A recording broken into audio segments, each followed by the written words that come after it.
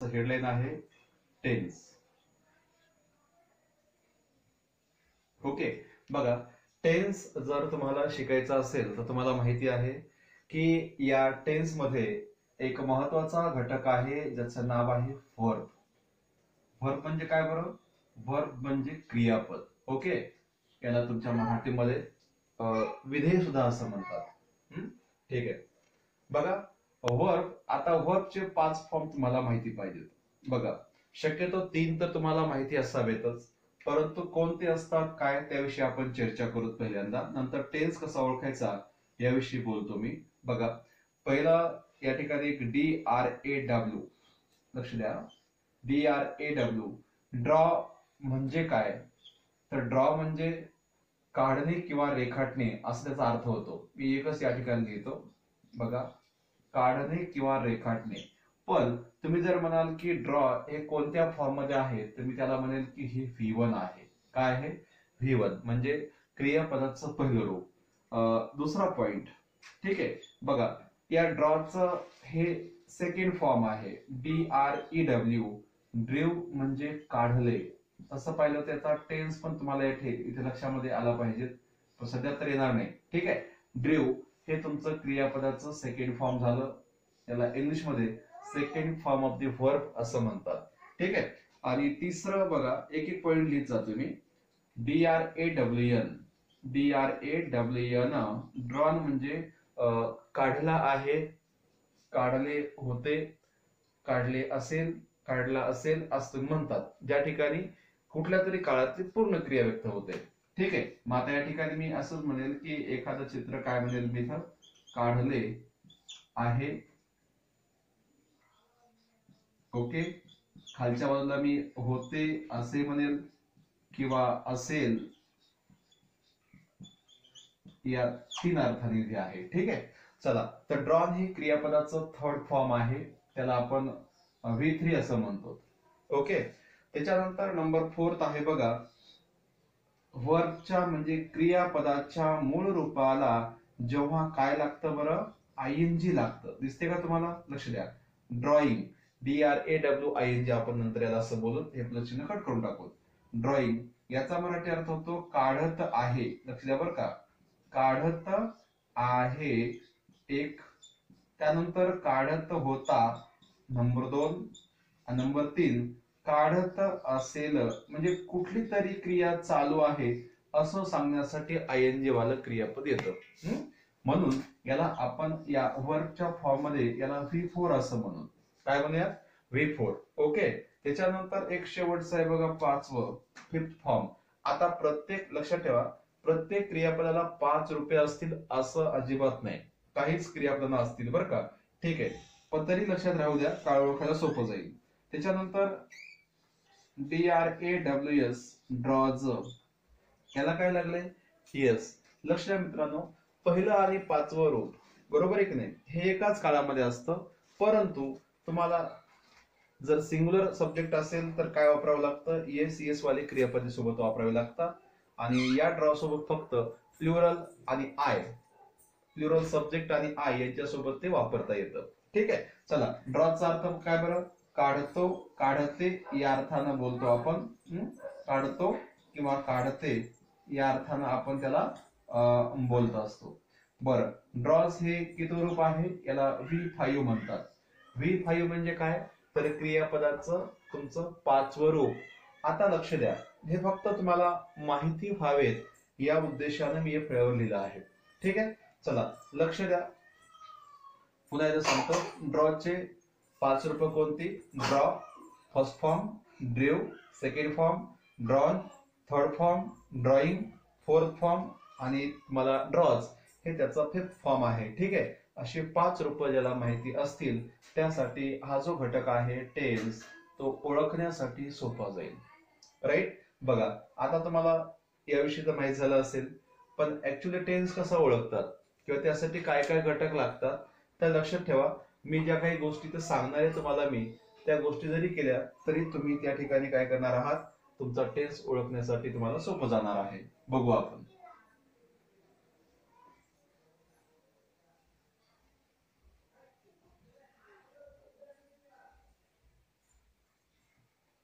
बघा, टेन्स ओळखण्यासाठी मी काही शॉर्टकट्स सांगण्याचा प्रयत्न करतो. आता यांचं वाचन करूया पहिल्यांदा आपण. लक्ष द्या. हे बघा, काही गोष्टी लिहून देतो. एम, इज, आर, त्याच्यानंतर आहे बघा हॅज, त्याच्यानंतर आहे हॅव, त्याच्यानंतर आहे डू आणि डज. लक्ष द्या बरं का, मी फळ्यावरती काय लिहिले. Am, is, are, has, have, do आणि डज हे जे तुम्हाला फळ्यावर दिसत आहेत, बरोबर आहे की नाही? तर यांना तुम्ही कधीही कोणत्याही वाक्यामध्ये आलं तर एक नाव ठेवणं गरजेचं आहे. टेन्स मध्ये विचार केला तर याला आपण एकच नाव द्यायचं, त्याला म्हणायचं PRESENT, प्रेझेंट. म्हणजे काय? तर वर्तमान. याला वाटल्यास तर मी वरच्या बाजूला वर्तमान असं लिहितो. ठीक आहे. मग आता वर्तमान काळ प्रेझेंट टेन्स असं म्हणतो आपण, पण टेन्स हे पुढे समजून घ्यायचं आहे. ठीक आहे. म्हणजे यांना तुम्ही एकच नाव दिलं, ते नाव कोण दिलं बरं? हे प्रेझेंट नाव दिलं. ओके. बघा, आता पी म्हणजे पास्ट पण होतं, पण इथं प्रेझेंट आपण वर लिहिले. त्याच्यानंतर दुसरी गोष्ट, तुम्हाला काळ ओळखताना यांची जर माहिती असेल तर तुम्ही बिनधास्तपणे ओळखाल. त्यानंतर बघा, लक्ष करून, इथे आहे वॉज, इथे आहे वेअर, त्याला आपण विअर म्हणतो. त्यानंतर आहे हॅड, त्याच्यानंतर आहे डीड. ओके. तर हे चार जे तुम्हाला दिसतात, बरोबर आहे, तर यांना पण आपण मेन वर्ब, हेल्पिंग वर्ब असं म्हणूयात या सर्व घटकांना.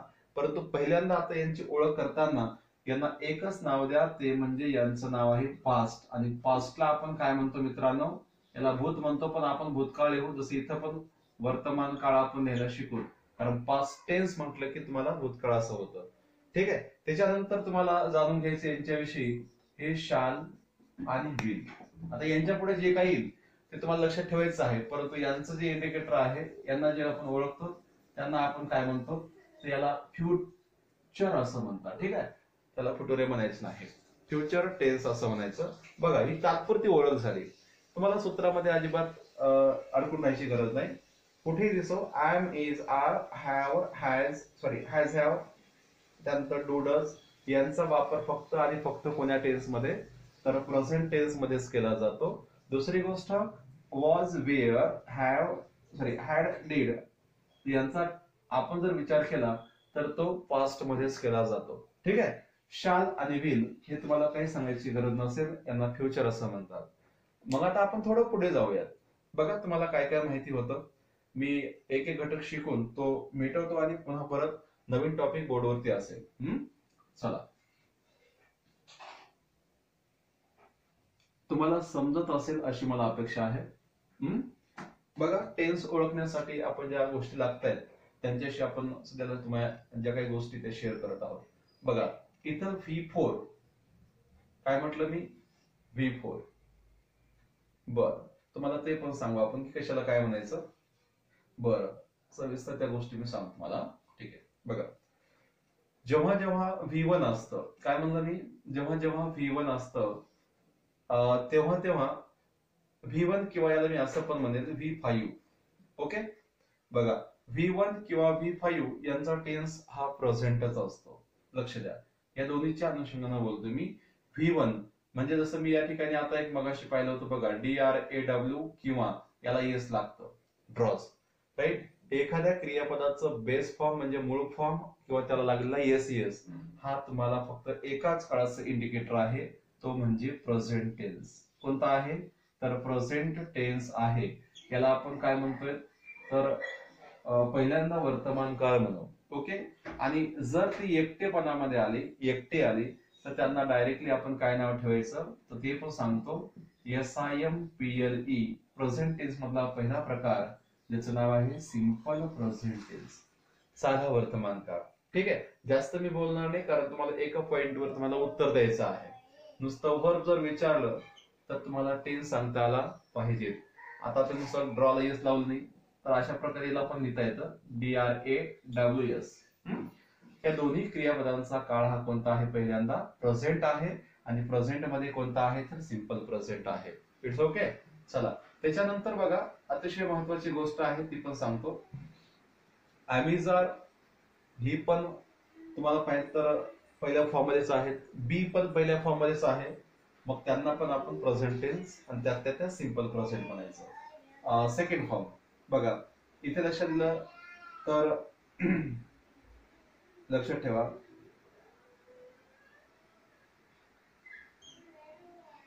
हे V2 आहे. V2 म्हटलं तर तुमच्या लक्षामध्ये आलं असेल, मी याच्या आधी तुम्हाला बोर्डवरती DREW असं दिलं होतं, राईट. जेव्हा जेव्हा क्रियापदाचं सेकंड फॉर्म असेल, दुसरं रूप असेल, त्याला V2 असं म्हणतो आपण, तेव्हा त्याला आपण काय नाव द्यायचं, सोप्या भाषेमध्ये समजावून सांगू. पहिल्यांदा काय नाव द्यायचं, पास्ट म्हणायचं. आणि मग याच्यामध्ये कुठलंही क्रियापद येऊ शकतं, इवन, वॉज, वेअर यांचा वापर केला जाऊ शकतो. पास्ट पहिल्यांदा पास्ट टेन्सच म्हणायचं. काय म्हणायचं, पास्ट टेन्सच म्हणायचं आहे. पण जर V2 एकटे आली तर त्यांना आपण काय म्हणणार आहात, SIMPLE म्हणजे काय, सिंपल पास्ट टेन्स. याला आपण असं म्हणू, साधा भूतकाळ असं म्हणायचं. ठीक आहे. आता लक्ष द्या मित्रांनो, काही गोष्टी मुद्दाम तुम्हाला त्या ओळखण्यासाठी मी इथे सांगत आहे, ते पण लक्षात ठेवायचं आहे. लक्ष द्या, आता V3 असतं, काय म्हटलं मी, V3. आता V3 ला आणखी एक नाव आहे, ज्याचं नाव आहे बघा पास्ट पार्टिसिपल. काय म्हणतो आपण त्याला, पास्ट पार्टिसिपल. ते आपण नंतर शिकूयात पुढच्या घटकामध्ये. पास्ट पार्टिसिपल अशा प्रकारची कन्सेप्ट आहे. ठीक आहे, याला आपण V3 म्हणू. याच्याशी पहिल्यांदा दोन गोष्टी शेअर करतो, की जे V3 असतं ते एकटं कधीच येत नाही. ते एक तर तुमच्या टू बीच्या रूपामध्ये येतं, टू बीच्या रूपानंतर येतं पॅसिव्ह व्हॉइस मध्ये, आणि आपल्या रेग्युलर यूज मध्ये, रोजच्या वापरामध्ये ते तुम्हाला टू हॅवच्या रूपानंतर पाहायला मिळतं. काय म्हटलं मी, टू बी किंवा टू हॅवच्या रूपानंतर जर तुम्हाला काय दिसलं, V3. आता टू बीची रूप कोणती आहेत, एम इज, आर. बरं, टू हॅवची रूप कोणती आहेत, हॅव, हॅज, हॅड अशा प्रकारचे. ठीक आहे, तर यांच्या रूपानंतर आलं म्हणजे मला सांगायचंय, V3चं जे रूप आहे, जो फॉर्म आहे, तो एकटा येत नाही. तो कुणासोबत येतो, टू बी किंवा टू हॅव सोबत.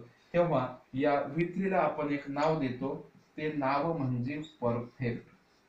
कोणतं, परफेक्ट. परफेक्टलाच मराठीमध्ये काय म्हणतात, तर पूर्ण असं म्हणतात, राईट.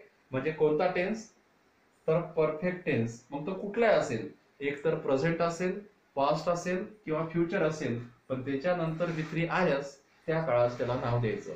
ठीक आहे, ही तुमची थर्ड नंबरची कन्सेप्ट आहे. त्याच्यानंतर फोर्थ बघा, एक एक पद्धतशीर शिकूयात आपण.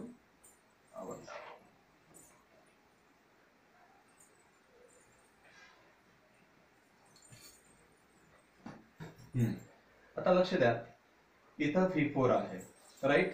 V4 म्हणजे तुम्हाला माहिती असेल की V प्लस ING, बरोबर आहे का, V प्लस काय, ING. आणि याला आपण काय म्हणतो ते पण माहिती असू द्या. जसं की तुम्हाला मी याच्या आधी शिकवलं, DRAW ING, ड्रॉला काय लावलंय, ING लावलंय.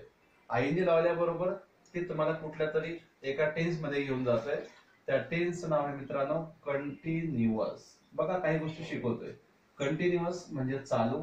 याला आणखी एक नाव आहे, ते नाव म्हणजे प्रोग्रेसिव्ह. त्याला पण चालूच असं म्हणतो. किंवा आणखी एक नाव पाहायचं असेल तर त्याला इम्परफेक्ट असं म्हणतात. काय म्हणतात, इम्परफेक्ट म्हणजे अपूर्ण. ठीक आहे, जेव्हा जेव्हा तुम्हाला ING लागली दिसेल तेव्हा फक्त तुम्ही काय म्हणाल, कंटिन्युअस. कधी एक्झाम मध्ये विचारलं तर प्रोग्रेसिव्ह पण विचारू शकतात, कधी इम्परफेक्ट पण विचारू शकतात.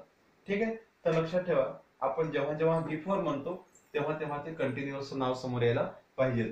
आता ING लागल्यानंतर क्रियापदाची रूप वेगवेगळ्या ठिकाणी वेगवेगळी कामं करतात. ते आपण नंतरच्या घटकात पाहणार आहेत, पण सध्याला काळाचा विचार करतोय. बघा, ह्या काही 4-5 गोष्टी होत्या, त्या तुम्हाला माहित झाल्या असतील. आणखी एक महत्वाचं, की तुम्हाला माहिती आहे की आय एम हे प्रेझेंट फॉर्म आहे, राईट. त्यांना मी सांगितलं पहिल्यांदा. बर, इज आणि आर यांना पण आपण काय म्हणतोय, प्रेझेंटच म्हणतोय. प्रेझेंट मध्ये कोणता काय नंतर बघू. पण पहिल्यांदा एम, इज, आर हे प्रेझेंट आहेत. त्याच्यानंतर जर तुम्हाला वाटलं की इथं ING आलंय, V4 आलंय, तर तुम्ही याला नाव देणार आहात की कंटिन्युअस. याला काय म्हणणार आहात, प्रेझेंट. ओके, पण मला वाटलं की इथं वॉज आलंय किंवा वेअर आलंय. ठीक आहे, पण वेअरच्या नंतर या पुढे जर बिफोर आलं तर याला तुम्ही पास्ट म्हणसाल, याला तुम्ही कंटिन्युअस म्हणसाल, म्हणजे कोणता पास्ट कंटिन्युअस टेन्स अशा पद्धतीमध्ये पण तुम्हाला तिथे व्यक्त करता येतं. त्याच्यानंतर पुढे जाऊया थोडस. बघा, एखाद्या वाक्यामध्ये काय येत असतं, लक्ष द्या. एखाद्या वाक्यामध्ये बीन येतं, बीन. आता बीन हे तयार कसं झालं ते पहिल्यांदा पाहू. बघा, बी हे वर्बचं फर्स्ट फॉर्म आहे. या लोकांना माहित नाही, त्यांना माहिती असू द्या. बी मध्येच काय येतं, एम इज आर येतं, हे सुद्धा फर्स्ट फॉर्म आहे. त्यानंतर हे वॉज वेअर, काय म्हटलं मी, वॉज वेअर. आता यांना आपण काय म्हणतो, व्हेटो म्हणतो, क्रियापदाचं सेकंड फॉर्म. थर्ड फॉर्म काय, बीन. लक्ष द्या, जेव्हा जेव्हा तुम्हाला बीन दिसेल तेव्हा तेव्हा तुम्ही त्याला काय म्हणायचं, फक्त परफेक्टच म्हणायचं. काय म्हणायचं, परफेक्ट. मग आता ह्या जर तुम्हाला कन्सेप्ट क्लिअर असतील तर तुमच्या लक्षामध्ये आलं असेल की आपल्याला काय काय माहिती आहे, काय काय माहित नाही. आता तुम्हाला हा शब्द पाहायला मिळेल, बीइंग, राईट. तर बीइंग आल्यानंतर कुठल्या तरी कंटिन्युअस टेन्स लक्षण आहे, तुम्हाला पहिलेच माहिती आहे. बी ला काय लागलंय, आयएनजी. बीइंग हा शब्द पाहिल्याबरोबर तुमच्या डोळ्यासमोर काय पाहिजे, तर सर्वात महत्वाचं आयएनजी लागलंय. आयएनजी लागलं असेल तर तुम्हाला तिथे कंटिन्युअस आहे असं सांगता आलं पाहिजे. ठीक आहे मित्रांनो. बघा, टेन्स ओळखण्यासाठी जास्त काही लागत नाही, फक्त तुम्हाला काही गोष्टी माहिती पाहिजे त्या इथे मी सांगण्याचा प्रयत्न केला. ओके, आता तुम्ही कुठल्याही प्रकारे टेन्स ओळखू शकतात, हे कन्फर्म आहे. बघा कशा प्रकारे, त्याची पण 2-4 उदाहरणं घेऊयात. समजा एखादं वाक्य आहे, Soni was writing a letter. अशा प्रकारचं एक वाक्य आहे. लक्ष द्या, या वाक्याचा तुम्हाला टेन्स ओळखायला सांगितलंय मी. टेन्स हा 2 गोष्टीवरून ओळखला जातो, एक हेल्पिंग वर्ब आणि दुसरं मेन वर्ब. जर हेल्पिंग वर्ब नसेल तर मेन वर्ब तर 100% असणारच एखाद्या वाक्यामध्ये. बघा, वाक्यामध्ये तुम्हाला माहिती आहे की वॉजला काय नाव द्यायचं, वॉजला काय नाव द्यायचं मित्रांनो, पास्ट द्यायचे. ओके, कारण ते पास्टचं सिम्बॉल आहे.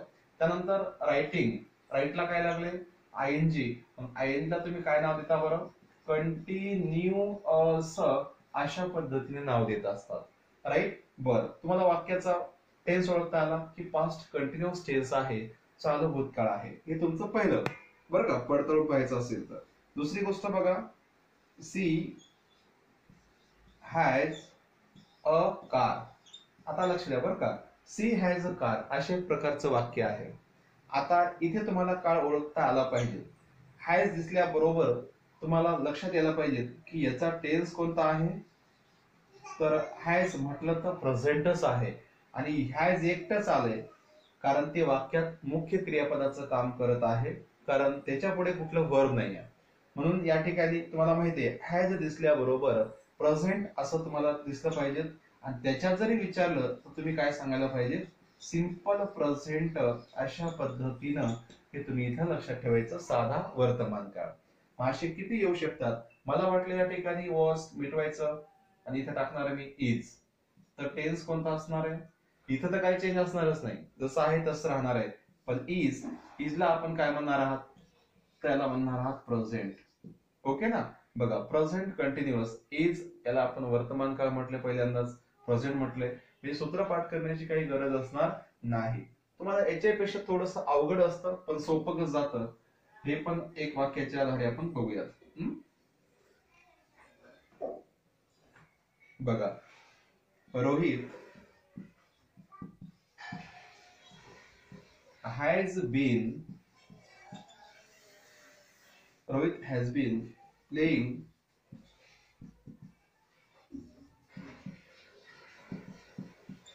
क्रिकेट.